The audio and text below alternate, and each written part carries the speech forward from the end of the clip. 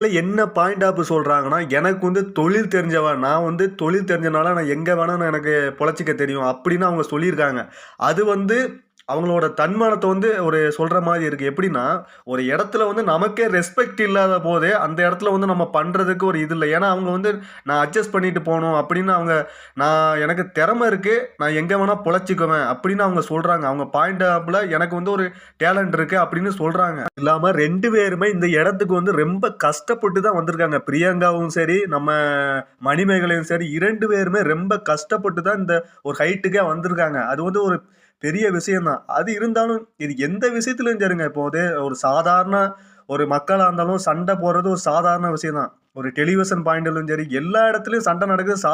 இது வந்து ஒரு செய்தியா வரும் போல எல்லாரும் பேச தான் படுவாங்க. இது வந்து ஒரு மிகப்பெரிய ஒரு செய்தி பொருளா வந்திருக்கு. ஏன்னா, இப்போ வந்து விஜய் டிவி, சன் டிவி இப்போ வந்து